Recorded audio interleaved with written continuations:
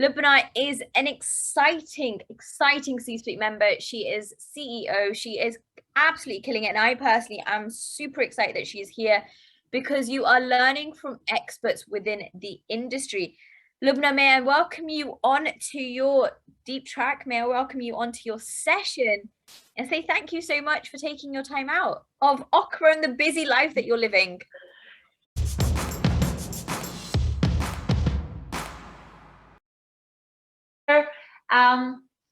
Can you see me? Can you hear me? Absolutely. Everything is great. For those who are watching, remember our question is deep tech the future of technology? Hashtag Pirate Live, hashtag deep tech, at Pirate Live, at Sonia Bala UK. Lubna, I'm going to leave you for the next 10 minutes to lead your discussion and to educate us all before we come back for the panel session. Great. Thank you, Sonia. Hi, everyone. So my name is Lubna Bouarfa. I'm the CEO and founder of Okra, a leading AI company for healthcare and life sciences. And today I'm going to share with you why this is a pivotal moment for AI in history. When we look back at the past scientific, industrial, and cultural revolutions, we see precursors, ideal conditions, if you will. So the seed of the Renaissance were sown way before the actual advent of what we know as the Great Cultural Revolution, which started in Italy in the 15th century. The growth of trade, war, and the increase in schooling for children paved the way to a new interest in learning, classical texts and art. And this exploration and increasing in wealth of Italian citizens led to blossoming interest in learning and patronage of the arts. And despite this obvious, character of the Renaissance, some historians have linked the beginnings to a very, very specific event, the fall of Constantinople, but to the Turks. So Greek scholars evacuated the city, bringing with them their classical literature to Italy and sharing all this knowledge and the ideas. And this might have been a pivotal moment, but the seeds were already laid. And with AI, why this is the renaissance of AI, we have seen the precursors, the third industrial revolution of technology and the internet, digitalization, have sown the seeds of this current renaissance. And now we have the big historical event, which has resulted in rapid adoption of new technology and has increased the use of AI and deep tech like never before. It's COVID-19. And COVID-19 has at least highlighted the lack of certainty in our lives. Global lockdown, social distancing, remote working, kids at home. The uncertainty inspired us to adopt this. We are living in a distinguished turning point in history, the AI renaissance, the shift from linear top-down decision-making to embracing the science of probabilistic truth more than ever before. And believe it or not, COVID-19 has brought us even closer to machines and machine learning than we think, and than where we were before. So prior to COVID, as an AI expert, I was advising governments and also working with my clients on big pharma companies to reinvent their processes and offerings to embrace more probabilistic decision-making. And to embrace probabilistic AI, we need to change mindset and methodology. Probability and correlation is replacing causality and top-down analysis, not only in our business decisions, but also in the way we make policy, the way we make any decision in a professional context. And this shift is necessary to be able to move to the fourth industrial revolution. And our mindset is still stuck in these top-down analytical processes, the bureaucracy around it, and the rigid systems. So almost like the human, in reality, has to adapt to fit in the system to a large extent to these processes. A mindset which was further supported by the traditional IT systems, the rule-based systems, the if-else statements we have to go through in order to communicate with the computer. So with the shift that brought us with AI and machine learning, COVID accelerated the adoption of AI, the process of embracing probabilities in our decision making, from governments to businesses, and hence enabling the shift from this process to probabilistic driven decision making. However, the road to progress is never smooth. And as with all revolutions, there are those who are strongly opposed to change, or for whatever reason refuse to embrace it.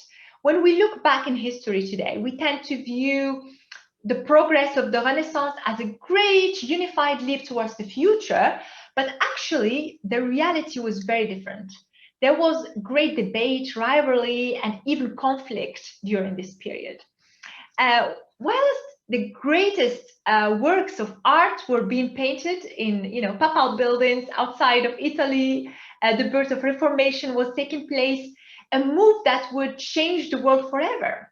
There were wars, violence, and witch trials. The reality of history is that it's not and never a smooth linear process. And so it is during our own Renaissance, as much as COVID-19 has been a catalyst for digital probability and data-driven system adoptions, it also exposed the gaps of AI adoption. So the quick switch from this top-down linear process-driven decision-making to probabilistic-driven decision-making due to the pandemic has not been easy for us human beings, for equality, for fairness, and left our own citizens losing trust in the system. And an example in the UK, for instance, we saw last year A-level students protesting against algorithms used by the government deciding their chances for a brighter future. Across Europe, there was a widespread discussion about track and tracing apps, their privacy, their human rights implications. While all this is happening, we had a backlog of routine healthcare patients and waiting lists piling up. So this time last year, the word algorithm had become a taboo. And why is that? Have we deployed bad AI? Have we been wrong about its early adoption? Have we increased the fear to the citizens? I don't think that's it. I believe that this is a situation as all part of the adoption process. And I believe the bumps we have had were a necessary step processing the adoption of AI. And the key element to boost adoption of any technology is always trust. At the moment, the problem is not the lack of technology. We've heard today so many technologies that are growing exponentially, but the problem of technologies today is trust. How can we gain trust? And this is not due to AI, this is due to our human fear, human biases of new technology and change. So the Renaissance inspired some of the best art the world has ever seen. And yet, at the same time, the Catholic Church faced its biggest threat in history. Change is uncomfortable and opposition is natural. And if there was no fear or opposition, then the revolution would be of no significance. So in life science, in the life science industry, where my company Okra is in building AI for life science companies to speed up drug delivery to patients, we have been under global pressure in this industry like never before to save the world, to develop the vaccine and deliver it to the population of the world, and as safely and as quickly as possible. So what happened is we moved the industry from an average of 10 years to 10 months in developing and delivering a vaccine. I mean, the question is, can we maintain a speedier process in this industry and beyond in delivering such a scalable product, which is the vaccine or any treatment or any other product? It is possible, but we do need to reduce the uncertainty so that we can tolerate more risk and get treatments to patients more quickly in the future. So the world will be far from uncertain going forward. And this was a lesson and a period for us to learn to embrace uncertainty. And we can either suffer from this uncertainty as we have been doing in the past and in the previous industrial revolutions as well, or we can use technology such as AI and blockchain to embrace it, respond quickly and timely, and gain confidence in our action. So if we look back, the invention of the printing press, which was one of the most transformative technological changes in history, which happened during the Renaissance. But did you know there was widespread opposition to the printing press? They were censored by the church, local laws, and moralists, and become weaponized as tools of revolution. And yet there was no stopping to the rise of printed word. It was a technology which dominated the world until the rise of computers in the late 20th century. So if we look at this crisis we are immersed into, we don't have the luxury to discontinue our relentless momentum when we have technology and tools that can enable us to embrace uncertainty at high speed. After all, the Reformation Enlightenment would never have happened without the printing press and the Renaissance. And as we have seen with all the technologies in the past, regulations always came after innovation. It's running behind innovation. We do not advocate for an unregulated future. That would be ridiculous considering the risks that an ethical AI could pose. But AI does not fit the traditional model of regulation. However, we can regulate specific applications of AI instead.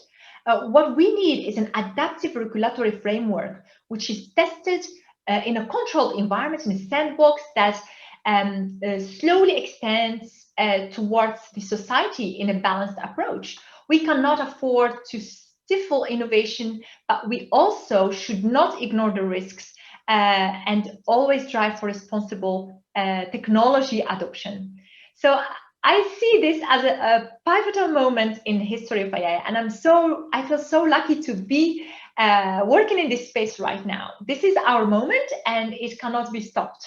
So we have to craft the rules and the norms so we are not censored by them and seize the opportunity, the once in a lifetime moment that COVID has ensured in an aim to prevent and manage future crises better. Thank you. Thank you so much, Lubna. I find it really interesting. You said, can we maintain the speed of tech change and processes? And if we don't, we're going to get left behind. We have to embrace it. We have to let it flow. And rightfully so, as you've mentioned, in the end, change comes, tech comes before regulation does, right? So there's so many of us, especially in the internet right now, everyone seems to have an opinion, but actually the work is going on because, as you rightfully mentioned, we've done 10 years worth of work in 10 months, right? Most of it, we don't even know what's happening, but we have to carry on. Thank you for that. Lubna, what do you think in the next 5 years? Where do you think AI will be in the next 5 years? And what are you doing within your company to make sure that you're ahead of that trend? I always said at the moment we're talking a lot about AI. In the next 5 years, we will be using it more than what we're talking about it. And then in the next 20 years, we will not talk about it anymore. So, and I think we're in that trajectory of adoption and with COVID, it's been speed up. Yeah, thank you. So for those who have just joined us, Lubna will be joining our panel. But Lubna, before we go on to our panel, invite our guests in, please, can you just remind us, how can we connect with you online? Where can we find you? And remember, to everyone who's watching, the question is Deep Tech the future of technology? So please, at Pirate Summit, #Pirate Live, and tag all of us and answer the question, is Deep Tech the future of technology? My Twitter handle is Sonia Barlow UK. Lubna, what is yours? Thank you, Sonia. Yeah, you can connect with me on Twitter, on LinkedIn. Yeah, and I'm happy to connect with everyone. Amazing. Thank you. May I invite